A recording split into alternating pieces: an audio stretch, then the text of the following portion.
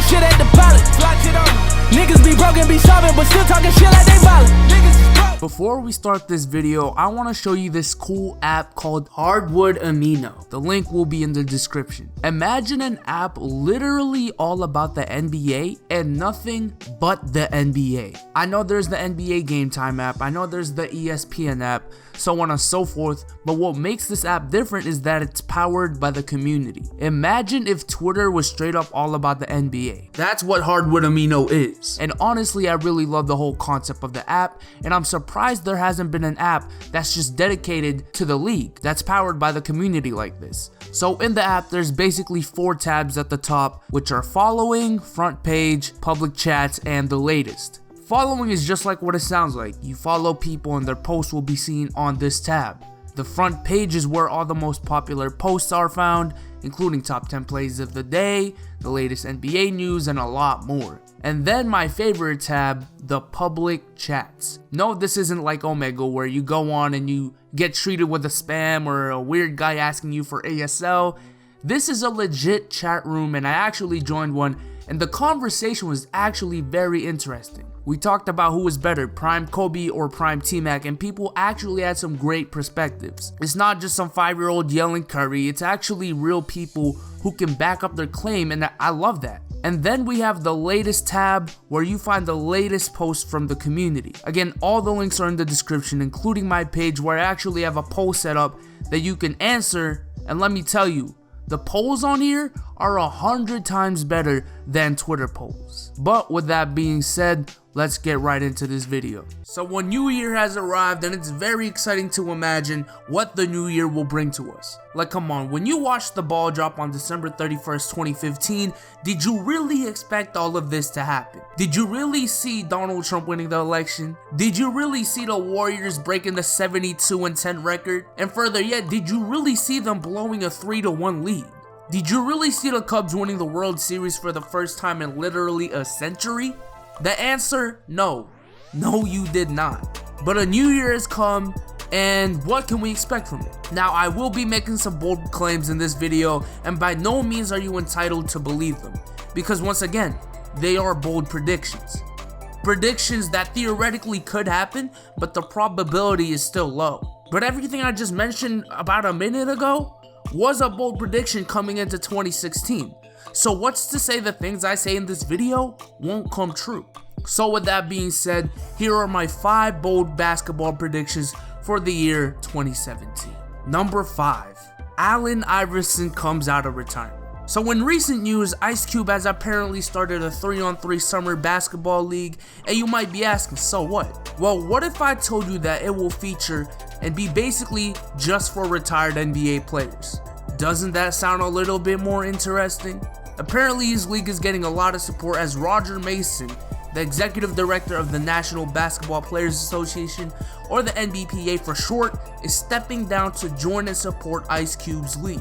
Players such as Steven Jackson, Kenyon Martin, and Jason Williams have already said that they are willing to play, and it's a pretty interesting concept. Honestly, I'm gonna need to see it for myself first, and so do other retired players before they even think of joining the league. The thing is though, is that the whole concept is actually pretty retirement friendly. The league is going to be in the summer where there isn't any basketball for guys like Tracy McGrady to cover, so they'll have time to actually play. The games are also only half-court games, so these 40, 50-year-old players won't have to run back and forth a whole court like they used to in their heyday. Also, since they'll be going up against fellow retired players, they don't have to put their body through the torture of guarding a 23-year-old Kyrie Irving or a 27-year-old LeBron James.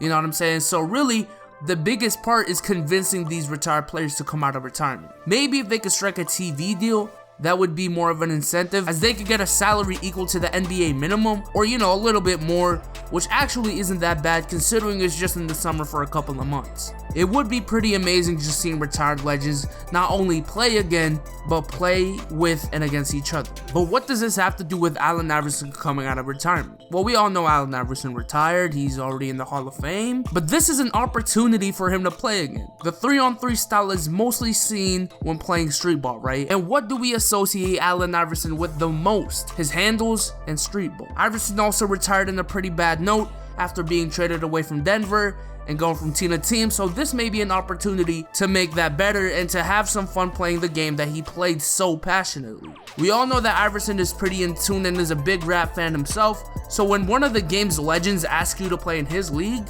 then who knows? Maybe that might be enough. Number 4, one of the big 4 leagues. Okay, so we know what happened last offseason. Kevin Durant joined the Golden State Warriors to form arguably the most star-studded team in NBA history. And with that came a never-before-seen Big 4. Yes, we've seen Big 4s in the past, like the Lakers' Big 4 when Malone and Peyton came, or when Dwight and Nash came to LA, or when the Celtics had that Big 4 with Rondo, Pierce, Allen, and Garnett. But we've never seen a Big 4 where everyone is in their prime and still has probably a decade of basketball left in each player.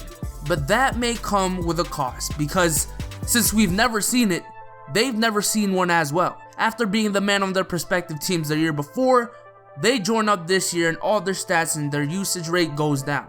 While last year Curry was viewed as the unanimous MVP, the fact that he has to share minutes with so many stars has brought down his stats, and people don't even view him as a top 3 player anymore, even though he still probably has the ability to do so. After being a triple-double machine last year and being the 3rd scoring option for the Warriors, Draymond Green has transformed into the 4th scoring option and isn't getting any attention from his hustle plays, and if anything, he gets bashed for them after that whole leg kicking incident from last year. Klay Thompson, meanwhile, was the 2nd scoring option last year and was looking like the Scottie Pippen to Curry's MJ. Please go easy on me in the comment section. But with KD coming into this year, the duo viewed in Golden State is Curry and Durant, not Curry and Klay, and that might strike him some type of way. Durant, meanwhile, is having the time of his life. But if the Warriors don't win a championship this year, he might feel as if this isn't the right decision for him, and he won't continue to play for them if he gets booed everywhere he goes. Again, this is just a bold prediction, and most likely they'll still stay together, but let's just think about it. Well, Klay and Draymond are on contract, so they'll probably have to demand a trade, but Curry and Durant are free agents. Durant doesn't seem like he wants to go through the whole free agency process again, but Curry, on the other hand, has never experienced it, and once again, let me tell you what, if Durant can leave his team that has done so much for him, and had a 3-1 lead on the best regular season team of all time, if LeBron can leave his hometown team, be the most hated athlete in the world, and then come back like it was nothing, why can't Steph Curry leave the Warriors? I'm just saying. Number 3, the Celtics finally trade. This prediction comes really close to heart. The Celtics have been in so many trade rumors for the past couple of years, and you really can't make a case for every single one of them because they have so many assets, specifically those Nets picks. But they're just that. They're rumors. Nothing has transpired yet, and it's really frustrating to me and a lot of NBA fans. But I'm feeling really good about this year. Now, I've said that about every other year, but the number of tradable players this year is pretty impressive because there are teams out there that only have one talented player that may want to rebuild with a bunch of smaller, valuable pieces than that one player. Obviously, to me, the number 1 candidate has to be the Kings and DeMarcus Cousins because all the pieces just fit together for what both teams want in a trade. But as I've said in my recent video, if the Kings do make the playoffs this year, he may be out of reach. Outside of that, and here's the bold prediction part, I have Carmelo Anthony.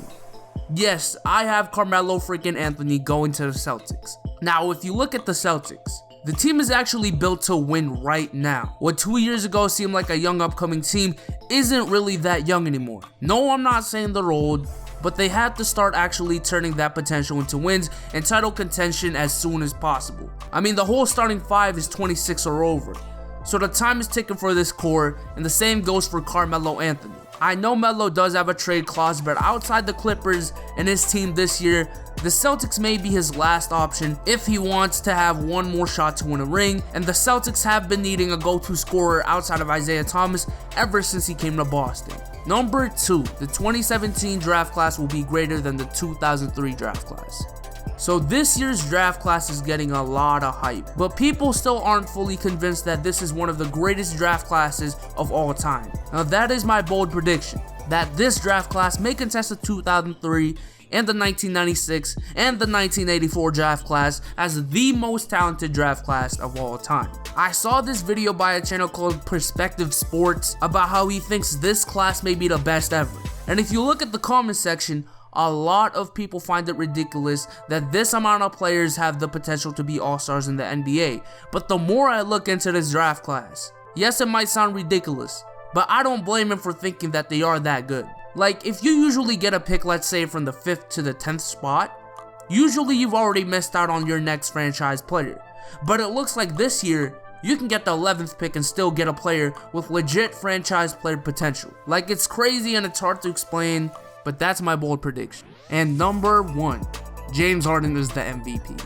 Okay, I know I literally made a dedicated video on this a couple of weeks ago, stating that Russell Westbrook will be the MVP of this season.